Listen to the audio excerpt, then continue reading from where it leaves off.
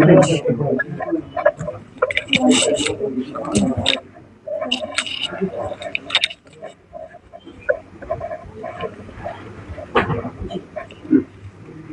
की इस प्रेस वार्ता में आए हुए सभी पत्रकार बंधुओं का बहुत बहुत स्वागत है।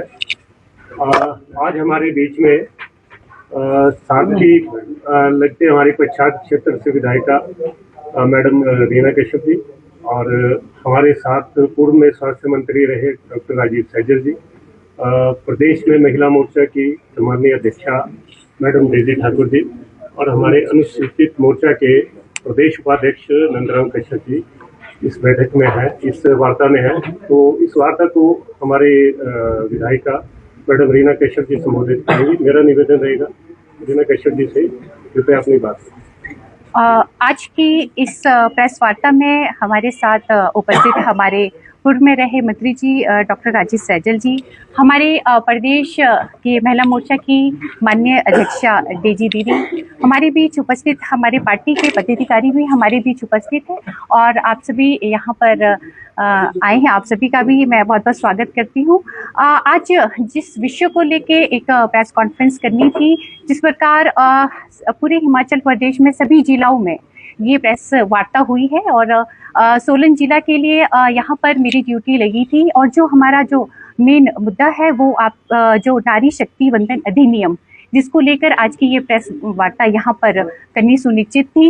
मैं कहना चाहूँगी कि जो नारी शक्ति वंदन अधिनियम एक ऐसा ऐतिहासिक निर्णय था और इस निर्णय को लेके जो विपक्ष और राजनीतिक स्वार्थ के लिए ये जो विपक्ष वाले हैं उन्होंने ये जो हमारा बिल है वो पारित नहीं होने दिया और जो ये बिल है ये एक जो समाज का जो आधा हिस्सा है महिलाओं को समाज में आगे आने के लिए ये बिल पारित किया जा रहा था और महिलाओं को लोकसभा में और जो हमारा विधानसभा में 33 जो आरक्षण था वो देना सुनिश्चित था।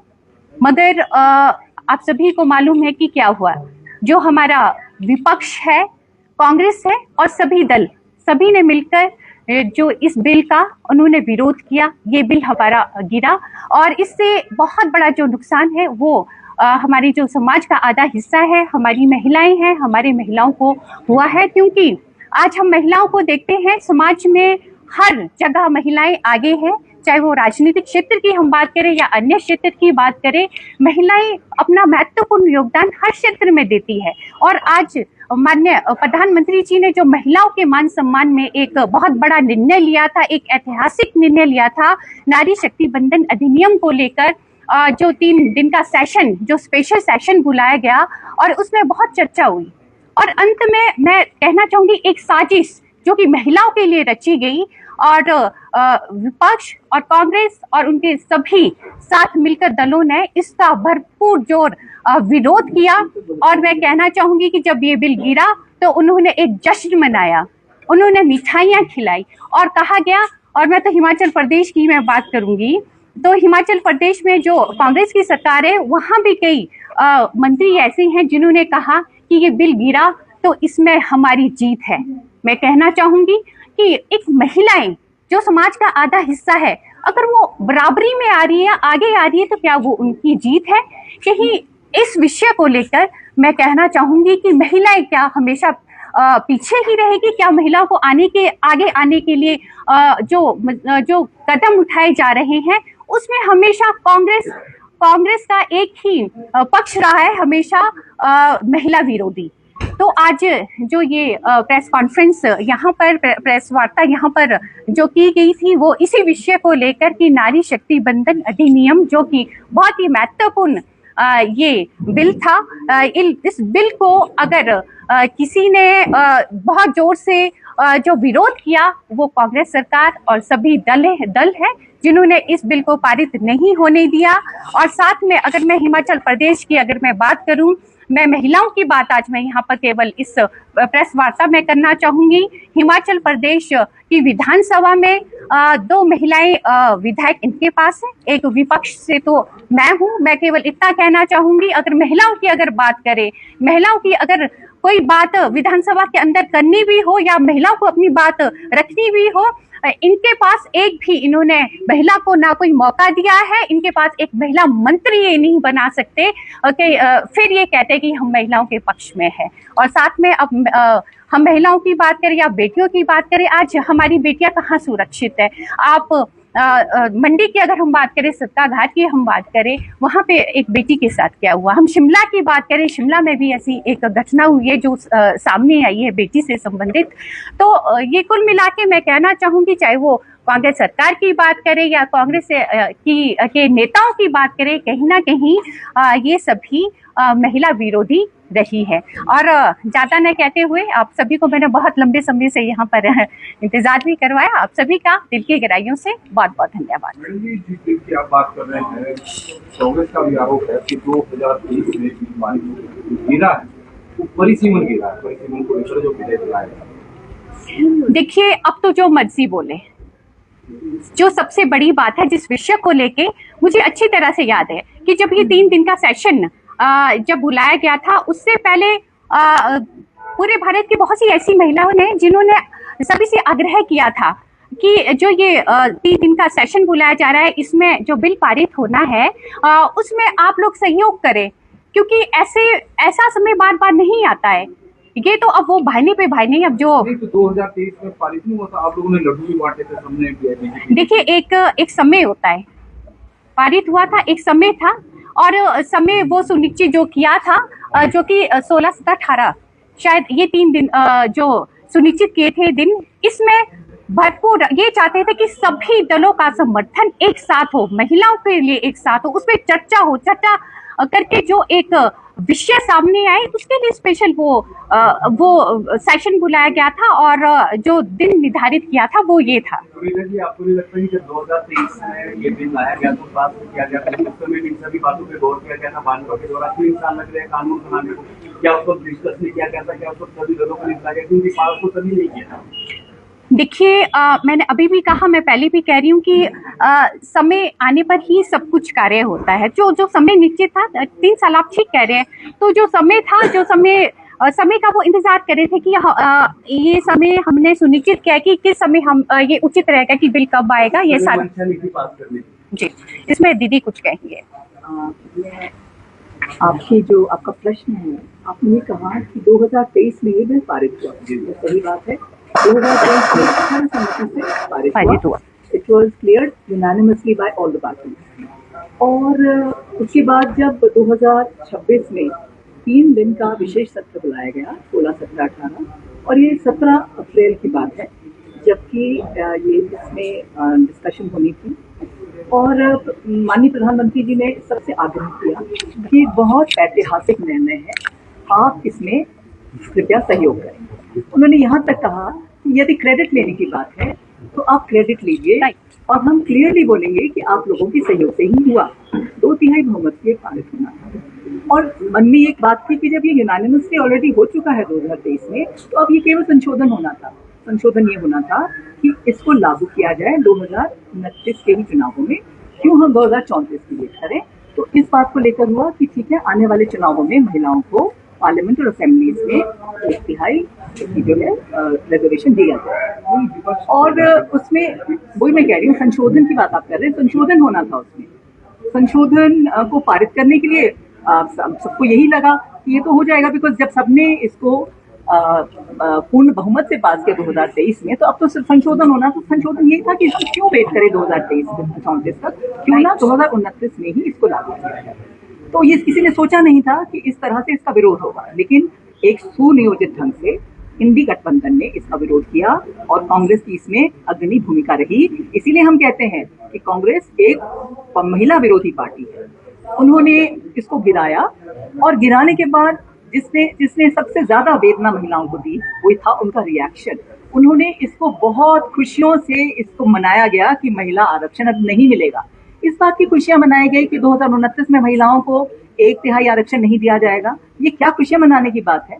उनकी महिला नेत्री प्रियंका गांधी ने कहा कि ये लोकतंत्र की जीत है। ये क्या लोकतंत्र की जीत है जिसके लिए आप मान चुके हो 2023 में कि ये पारित हो जाए, तो लागू कराने में क्या है। क्योंकि एक बहुत ईमानदार प्रयास था आदरणीय प्रधानमंत्री का और एनडीए सरकार का कि जब ये पारित हो चुका है तो इसको जल्दी से जल्दी लागू कराया जाए, परंतु लागू कराना उनकी नियत में नहीं था। इसका मतलब उनकी नियत में खोट था। उस समय उन्हें लगा कि 2024 में चुनाव है, हम सब इसको सर्वसम्मति से पारित कर देते हैं। अभी जब 70 सालों में महिलाओं को ये नहीं मिला अधिकार, आगे भी कई साल निकल जाएंगे, दशकों तक महिलाओं ने इंतजार किया, तो महिलाओं को कई दशकों और भी इंतजार करा लेंगे, कोई बात नहीं। अभी पारित कर दिया, लेकिन लागू करने के लिए तो क्या पता 34 में होता है कि 44 में होता है कि 54 में होता है। मतलब कांग्रेस ने टिट फॉर टैट की बात नहीं है। 1996 में भाजपा ने क्या किया था जब महिला आरक्षण थी कांग्रेस ने? ऐसे है, भाजपा की अगर मैं बात कहूँ 96 में किया, तो आप देखिए 98 से लेकर 2003 तक सम्माननीय अटल बिहारी वाजपेयी जी ने 4 बार इसको प्रयास किया पारित करने का, परंतु गठबंधन की सरकार होने के कारण ये नहीं हो पाया। 2010 में कांग्रेस ने इसको केवल राज्यसभा से पारित करवाया, लोकसभा में तो वो लेकर भी नहीं गए। लेकिन 2014 से लेकर जब से केंद्र में एनडीए सरकार आई है, प्रधानमंत्री मोदी जी के नेतृत्व में, उन्होंने महिलाओं की स्थिति को सुधारने का काम आरंभ किया। शिक्षा हो, स्वास्थ्य हो, महिलाओं को आर्थिक तौर पर मजबूत करना हो, आपकी जितनी भी योजनाएं हैं महिलाओं को के उत्थान के लिए की गई, और उसके बाद चिंता हुई कि महिलाओं की राजनीतिक भागीदारी को बढ़ाया जाए, और ये 33% आरक्षण को उन्होंने बहुत ईमानदारी से आगे किया। और यदि ये हो जाता तो 2029 में आप देखते कि हमारी पार्लियामेंट का और हमारी असेंबली का नजारा कुछ और होता। महिलाओं की गरिमापूर्ण उपस्थिति वहां पर भी होती। आप जैसे और कितनी महिलाएं पढ़ी लिखी और जो महिलाएं योग्य हैं, और महिलाओं को तो आपको पता है कि हर तरीके से महिलाओं कर्तव्य परायण भी हैं। हम सामने देख रहे हैं, हमारी पत्रकार बहनें हैं, महिलाओं में कर्तव्य बोध है, महिलाओं में जिम्मेदारी को उठाने का पूरा एक उनकी योग्यता है। उस प्रकार की महिला जो कि मल्टीटास्किंग भी करती है, हर कार्य को करती है, वो पूरा पॉलिसी मेकिंग और डिसीजन मेकिंग में आगे हो, यही सोच के कि महिला नेतृत्व को आगे बढ़ाया जाए, नॉट ओनली कि महिला को का विकास हो, महिला नेतृत्व का कांग्रेस का आरोप है भाजपा पे, महिलाएं सिर्फ चुनावी समय पर याद आती है, महिलाएं क्या करती हैं वो सभी जानते हैं। आप इसको कैसे जस्टिफाई करते हैं? कांग्रेस जो भी बोले उन्होंने अपने कृत्य से कर दिखाया कि वो क्या सोचते हैं, क्योंकि उन्होंने करके दिखाया है। भाजपा ने अपने संगठन में 33% आरक्षण जो है महिलाओं को दिया है। 33% हम लोग ऑलरेडी अपनी ऑर्गेनाइजेशन में है, और अब भाजपा के प्रयास से और सबके प्रयास, और हमें देखो साथ सबका चाहिए, सब पार्टी के प्रयास से अब हम 33% आरक्षण लेकर ही रहेंगे। विधानसभा क्षेत्र जी, डिस्ट्रिक्ट 16 की बात करूँ तो इसमें 5 विधानसभा क्षेत्र आए, लेकिन उसमें से एक भी महिला भाजपा ने नहीं उतारी। ऐसे ही पूरे 68 विधानसभा क्षेत्रों की बात करें तो 6 महिलाएं जो भाजपा ने उतारी, तो 33% तो वहाँ पे भी नहीं हुआ। जी, ये क्या मैं बिल्कुल मानती हूँ, महिलाओं को लेके नहीं आया जा रहा, और लेकिन सिर्फ बात ही जा रही है। महिला भाजपा ने अगर कुछ गलती हुई है उसको सुधारने का प्रयास किया है। 33% करने के लिए उन्होंने सबके लिए, केवल भाजपा महिलाओं के लिए नहीं होगा, 33% आरक्षण सबके लिए होगा। तो महिलाएं तो इस बात के लिए तैयार हैं, और सब महिलाएं, हमारे देश की महिलाएं तैयार हैं। आधी आबादी हमें 70 करोड़ तो महिलाएं भी हैं, तो 70 करोड़ महिलाएं जो है अब आगे आएंगी, और सभी पार्टियां पुनः विचार करेंगी और 33% आरक्षण। लोकसभा में तो सिर्फ 13.3% ही है। 75 लोकसभा सांसद है महिला, 75 सांसद है। बिल्कुल मैं मानती हूँ इस बात को, 75 हमारे सांसद थे। ये 2024 में इलेक्शन हुआ, और हिमाचल प्रदेश में केवल रीना जी थे, उनकी बाकी 2 महिलाएं हमारी आई हैं, बहुत अच्छी बात है, वो आई है बाई इलेक्शन के बाद। नहीं, बाकी स्टेट में हम जब बात करते हैं ना, तो विधानसभा की यदि हम बात करें तो हमारे पास केवल रीना जी थे, और उसके बाद अच्छा है तो भाग्य से 2 महिलाएं और हमारे पास आई, तो आज हमारे पास 3 महिलाएं हैं। और लोकसभा की हम बात करें तो 75 महिलाएं हैं। आप बिल्कुल ठीक है, किसी को सुधारना है, इसीलिए 33%। मैडम, जो 33% लोग महिलाओं के लिए महत्वपूर्ण ये बिल था, जब ये गिर गया उसके बाद इतना शोर मचाने से पहले तो इसका इंतजाम नहीं किया गया था। पता नहीं ना आपको कि विपक्ष जो है किस प्रकार से ये जो आगे ला सकता है। एक बहुत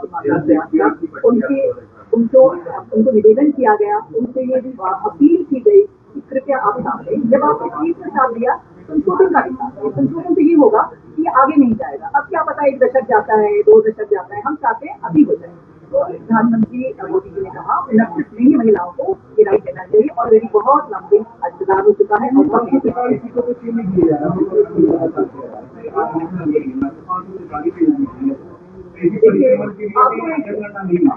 मैं अभी तो ठीक है, देखिए परिसीमन जब हुआ 1971 में हुआ तो हमारी जनसंख्या 54 करोड़ था. 54 crores was the population of India at that time. Today we are 140 crores. आज हम 140 करोड़. तो आपको लगता है कि जो सबकी 550 है और एक्चुअली 543 54 पॉपुलेशन के साथ आज तो होना ही चाहिए प्रतिशत और जनगणना दोनों. देखो जनगणना ऑलरेडी हो रही है, इट्स एन ऑनगोइंग प्रोसेस. जनगणना शुरू हो चुकी है और साथ में परिसीमन उसमें डिले होगा. इसलिए ये था प्रयास था कि अब नहीं देते हैं महिलाओं का आरक्षण. ये महिलाओं के उन्होंने कहा कि आज बीजेपी ने कोई प्रदेश अध्यक्ष महिला नहीं बनाई हिमाचल में और महिलाओं की इसका कह रहे हैं हमें कि हम विरोध कर रहे हैं. हमारी प्रधानमंत्री, हमारी राष्ट्रपति, हमारी प्रदेश अध्यक्ष और राष्ट्रीय अध्यक्ष प्रतिनिधिता है. तो आप इस प्रदेश में क्यों बीजेपी महिलाओं को आगे नहीं लाती है?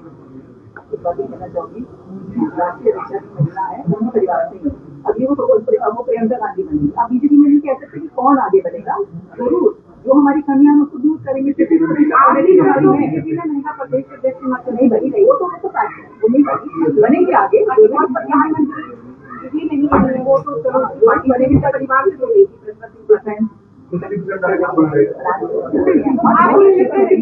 आगे होना चाहिए, लाना चाहिए, लाएंगे, लाना चाहिए. जो है वो तो क्लियर है, आपने बात बोला है, परंतु बीजेपी महिलाओं को कुछ ज्वेलरी सिर्फ पहनी नहीं जाती, वो आने वाली पीढ़ियों की पहचान होती है.